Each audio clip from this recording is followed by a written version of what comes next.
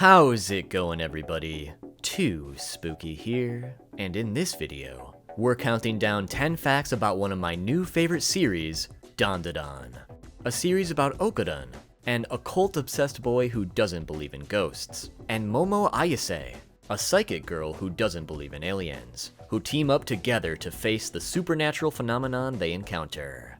In terms of what information to expect within this video, you can expect anything related to the series to be fair game, such as information about the author, the series conception, the characters, and more. Before we begin, beware that there will be light spoilers for both the anime and manga. However, I can assure you that I won't be spoiling anything major outside of the basic plot of the series, and mentioning a couple characters who will appear later on. Either way, proceed at your own risk. Outside of that, my pronunciation is pretty awful, so warning for your ears too. Without any more delay, let's jump right into it. Number 1.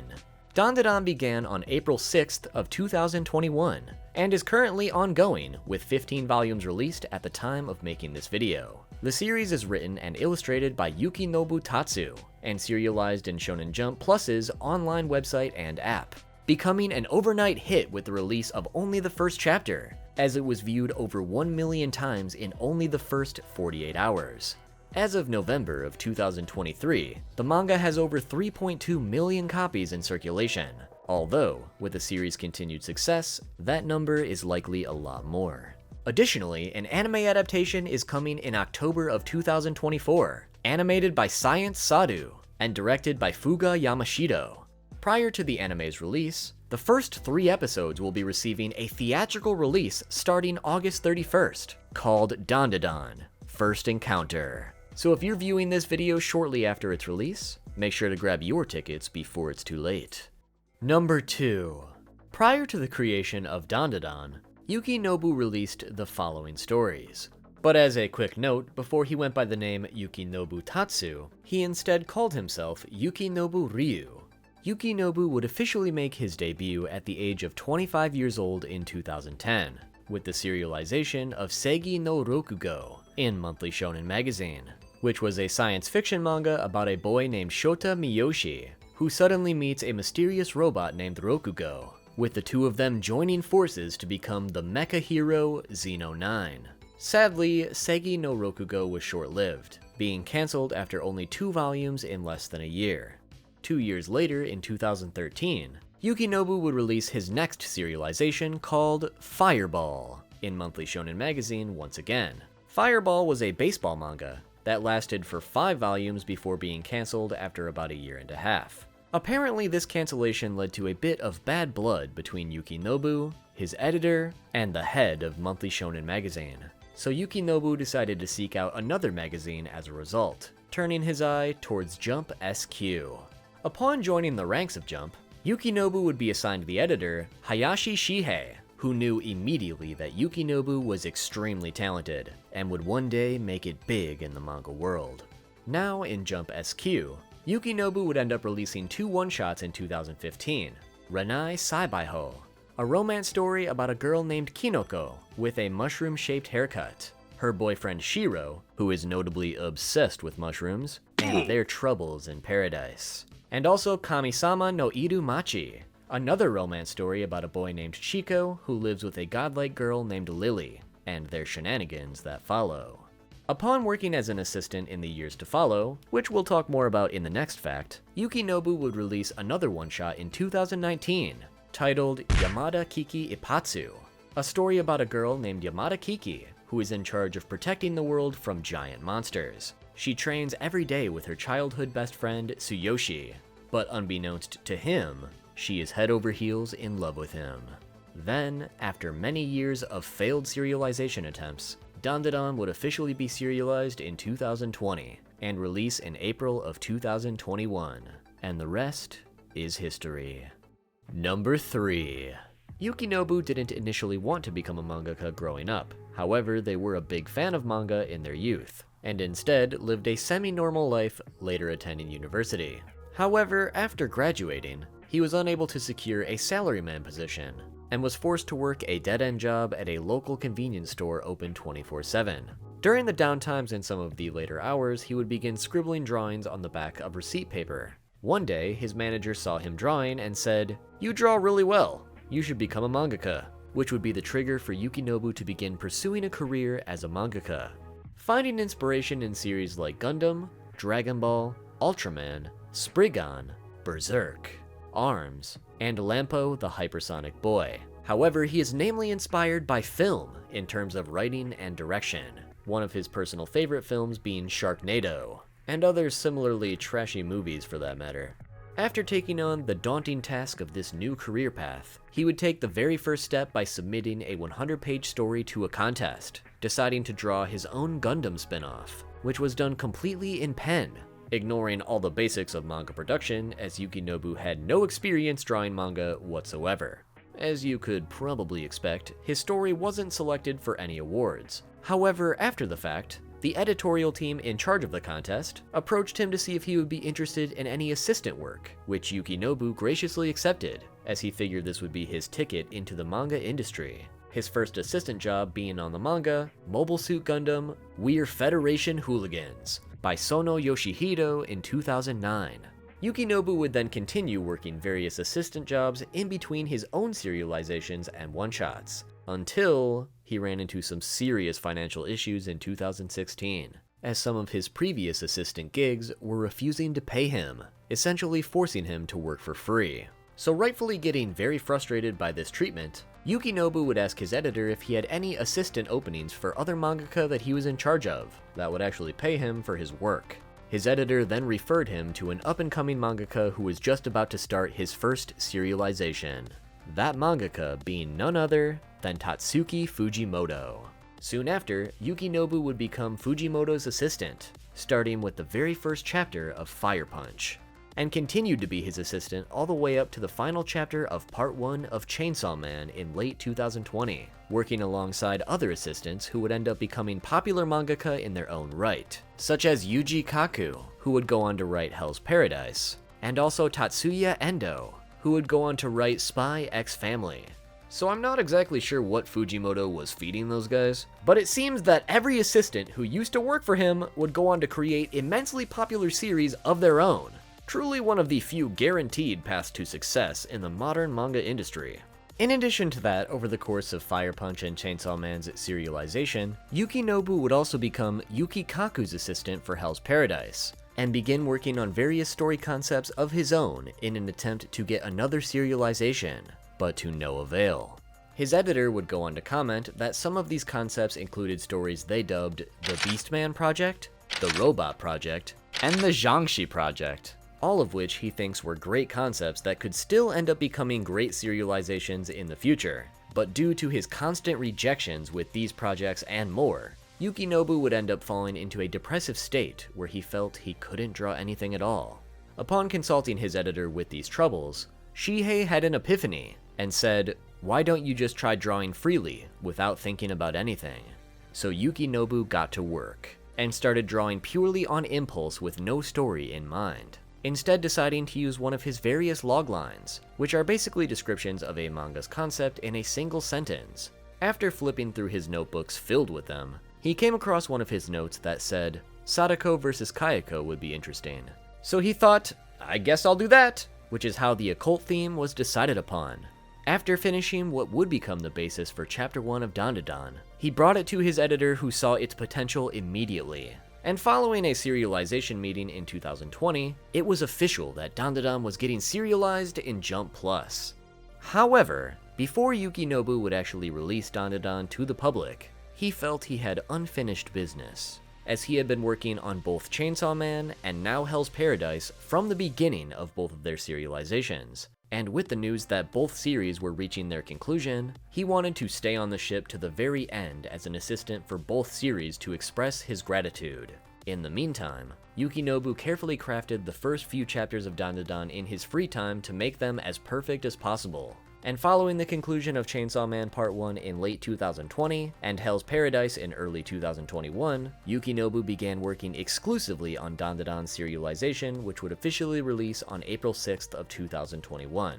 And with the manga's massive success, it looks like Yukinobu won't be doing any more assistant work for the rest of his life. I know these past 2 facts have been pretty long, as we had a lot of history to cover, but I quickly wanted to point out that Yukinobu entered the manga scene at 24 years old in 2009, making him roughly 35 or 36 years old on Dandadan's release date, and 39 to 40 years old at the time of making this video. A lot of creative people think you have to get your big break early in life, otherwise it's simply too late to ever make it. But if I want you to take one thing away from this video, other than making sure to read Dandadan, it's that it's never too late to make your dreams come true. And Yukinobu is a prime example of that, finally achieving success in his late 30s. So I'm talking to you. Write that story, make that video, draw that art, release that music, and make your creative dreams come true, whatever they may be. It's never too late. Number 4. Sadako vs. Kayako may have been the logline to bring forth the occult theme in Dandadan, but because of that theme, the series is full of references to real-life stories of aliens and spirits alike. In a co-interview with the editor-in-chief of Mu, which is a monthly supernatural magazine in Japan that is even referenced in chapter 1 of the manga, Yukinobu mentioned that in his mind, aliens and ghosts are 2 sides of the same coin, going on to say, "I'm conscious of the way aliens can be called ghosts if you look at it from a different perspective, so I'm developing the work without sticking to the standard theories." And this idea is present all throughout the series, most notably when those real-life stories are directly referenced. For a few examples, in chapter 2, they encounter the Flatwoods Monster, which Momo instantly assumes is an evil spirit, when in actuality it's meant to be an alien. But at the same time, the original story of the Flatwoods Monster is nothing like the giant sumo wrestling alien that is present in the manga. Instead, just being a 10-foot or 3-meter tall alien creature with a red rounded face, pointed hooded head, black body, and large claws that was spotted by 2 brothers in Flatwoods, West Virginia back in the 1950s, hence the name, the Flatwoods Monster. Next, with Mr. Mantis Shrimp, an alien who is notably a mixture of the Dover Demon, which was an alien-like creature spotted in Dover, Massachusetts back in 1977, and also the standard folklore surrounding the typical Japanese kappa. Next, Reiko Kashima, which is a yokai based on the legend of the slit-mouthed woman, along with elements from the story Zakishi Onna. And finally, the most recent example would be none other than Count Saint Germain, which references the legend of the immortal alchemist who called themselves the Count of Saint Germain. Legend has it, this mysterious figure has been spotted at every major political event over the last 200 to 500 years after being caught in 1745, before being set free once again. This strange figure was said to have known every language present in Europe fluently, and was also able to masterfully play a plethora of instruments as if they were a master musician. It's even rumored that this potentially immortal figure still walks the earth to this very day. Now, I won't get into spoilers regarding his introduction and role in Dandadan, but let's just say this legend isn't too far off the alien that appears. But this bridge between the supernatural aspects of aliens and ghosts also bled into other aspects of the supernatural within the story, most notably other references to things like cryptids and even popular hoaxes, such as the Loch Ness Monster and even this man. During this same interview, Yukinobu also mentioned that a lot of these supernatural ideas come directly from YouTube videos, as while he is writing manuscripts, he can only use his ears to take in information, which is notably how he learned about things like the Dover Demon and the Count of Saint Germain, for instance. Number 5. One of the key elements of Dandadan, and arguably its greatest strength as a story, is its constant tone shifting to different genres moment by moment. As one moment, it's a crazy battle manga, the next, a rom-com, the next, a slice of life, and so on. Apparently, this multi-genre storytelling comes from pieces of everything Yukinobu has learned before in his past manga endeavors, all mishmashed into one story. As for instance, when Yukinobu first joined the ranks of Jump, his editor recognized that he'd already made serializations in both the science fiction and sports genres. So as a bit of a skills test, he suggested that Yukinobu read a manga in a genre he's never written before, the first thing coming to Yukinobu's mind being romance. So his editor immediately said, "Great, now go read 100 romance manga," then proceeding to actually provide Yukinobu with 100 different romance manga. such as Tenshi Naka Janai by Ai Yazawa, Nani Shite Asobu by Ao Memori, and Kodama Yuki's short story collection, to name a few. And he actually made sure to read all 100 before putting pen to paper, which is how his one-shot, Renai Saibaiho, came to be. Now, fast forwarding to Dandadan, Yukinobu has explained that everything he learned from reading those 100 romance stories and writing his own taught him the importance of writing dialogue in certain scenes by purposely leaving out the characters themselves. And on the contrary, when it comes to deeply emotional or pivotal scenes, he makes sure that the character's expression alone tells the story. Additionally, continuing to use many story progression techniques that he learned from those romance manga to this very day. While other aspects from his past works, like using a male and female protagonist with their little chibi companion in a science fiction setting, is taken from Seigi no Rokugo, the aspects of simple character interaction in everyday life was taken from Fireball, and even the giant monster fights were taken from Yamada Kiki Ipatsu. Everything Yukinobu learned from studying and writing different genres in the past has culminated into the ultimate masterpiece, that is, Dandadan. Number 6. In addition to the last fact, horror is another genre that Yukinobu hadn't really explored before, and it isn't exactly his forte either, namely because he considers himself a scaredy cat. However, he reflected on the fact that in a lot of horror stories, one little misstep can cause the horror to turn into a comedy, such as with manga like Junji Ito's Tomie, commenting that, "It's very scary, but if you take one wrong step, you'll end up laughing," which is why he wanted to bring the comedy elements of horror to the forefront with a manga of his own. And his reason for settling on Sadako vs. Kayako as the main inspiration is because he recalled the movie being so silly, but in a good way, thinking he could use that idea as a manga concept. Also recalling a line from the film, "Fight monsters with monsters," which is how the general idea of Dandadan came to be.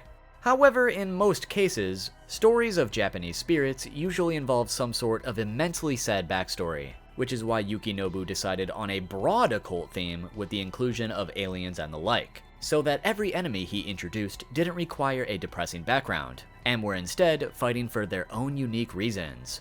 Although, those sad backstories are still very much part of the story from time to time. But to start off with the opposite of this, he created Turbo Granny, which was actually directly inspired from his own childhood, as apparently Yukinobu was called 100 Kilo Granny as a child, deciding to turn that outrageous concept of a granny going 100 kilos per hour into reality during the series' introduction. But even at the beginning of the story, Yukinobu didn't exactly have a concrete plan for Dandadan. As with the first few chapters, he was simply drawing without thinking, like we mentioned earlier. Instead, the overarching plot or goal for Dandadan would come after a drunken night out with his editor. As apparently over drinks, his editor suggested the idea of Okadan losing his balls and needing to get them back. And as you can probably guess, that goal is keeping the series going even now. Number 7.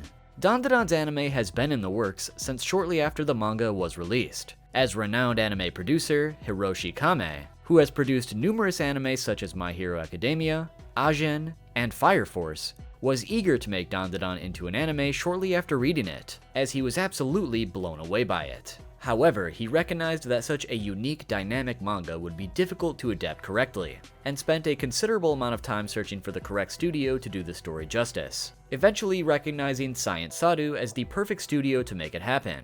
However, even they were apprehensive to take on the project, as they knew adapting Dandadan's artwork effectively was going to be a monumental task, knowing they had to find the perfect director to even consider it. And after months of searching, they eventually decided upon Fuga Yamashiro for the task, who has worked on previously successful anime like Devilman Crybaby for instance. Once Yamashiro signed on to direct, the anime was officially in production. At Anime Expo 2024, Yamashiro was interviewed about the upcoming anime's release, going on to say that when he first read the manga to see if he'd like to direct the anime, he was floored by how unusual it was, noting that he was particularly struck by how the action and rom-com elements exist almost equally, switching between both genres at such an incredible pace, immediately making him want to take the directing role to show those genre shifts effectively in the anime, along with accurately show the emotion and atmosphere that the manga illustrates so well. One of the ways he decided to go about showing these elements was assigning each character a distinct color palette to visually enhance the shifting genres, ensuring the animation remains dynamic and engaging beat by beat. Very similar in execution to something you might see in the JoJo's Bizarre Adventure anime by David Productions. Additionally, going on to say that one of the biggest goals for the anime was to draw inspiration from Yukinobu's influences, like early Ultraman. Going on to say, we aimed to infuse the animation with both nostalgic and modern styles, creating a portrayal that captures the manga's vibrant energy. Our goal was to translate the scattered yet energetic essence of the manga into the animation, blending elements like hot and cold, soft and hard, reaffirming that he was very pleased with the results, so anybody planning to watch the anime can expect to be in for a wild ride. Number 8. In the extra chapter, Okarun gives Momo a present at the end of the chapter as a form of apology. The present in question is a special edition DVD of Golgo 13, which is a reference to the manga series of the same name. That is the single longest running manga series of all time, with 213 volumes in question and still continuing to this day even after the author, Takao Saito's unfortunate passing. At first glance, you might not notice the significance of the reference and it might seem like a pretty random gift. But the DVD in question is actually of the live-action Golgo 13 movie from 1973, which features the actor Ken Takakura as the titular assassin, which, if you'll recall, is Momo's obsession. So as far as meaningful gifts go, this one is actually perfect. On that note, I have a series on this channel called Manga vs. Movie where we compare live-action manga adaptations to their source material, and the Golgo 13 live-action films are some that I plan to cover in the future. So make sure to subscribe so you don't miss it. Number 9.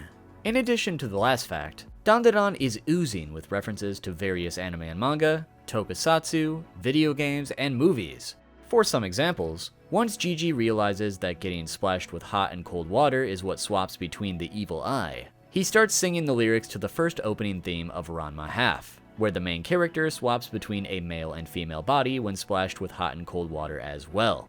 A Star Destroyer and the Millennium Falcon from Star Wars are referenced as alien spaceships. The monkey alien is based on Dr. Gory from Spectre-Man, while the baseball bat it carries has the face of Spectre-Man themselves.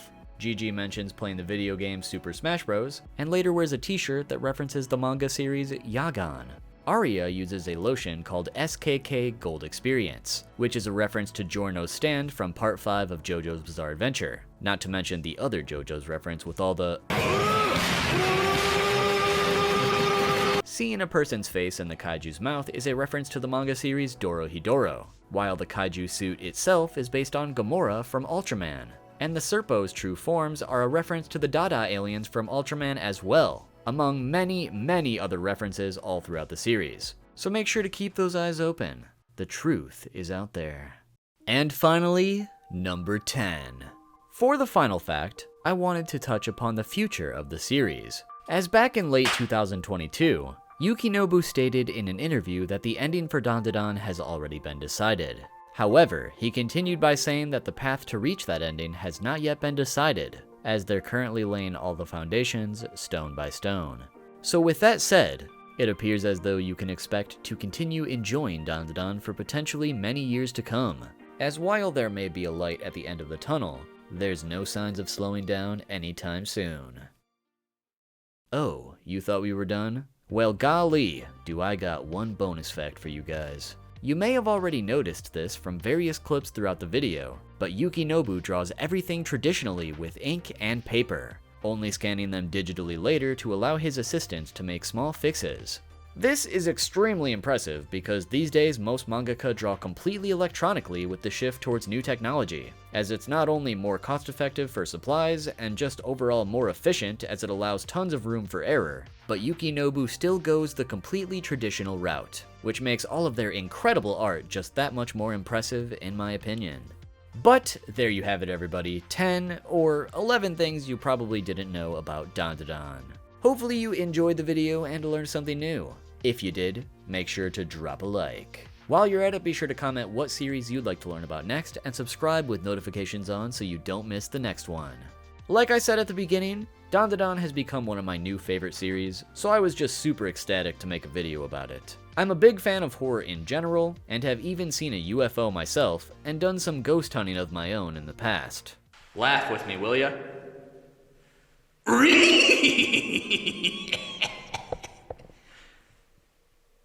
That was funny, right? Alright. So it feels like this series was almost made for me. So if there's anything else you can take away from this video, it's to read the manga or watch the anime if you haven't already. I promise you'll love it. Damn! That shit good! Before we go, make sure to follow me on Twitch at twitch.tv/2spookster to hang out with me during some live streams. Or follow my various other social media to keep up with the channel. All links will be in the description. I've got a ton of awesome content in the works, so be sure to stay tuned. Thanks so much for watching, and I'll see you all soon with the next video. Get away!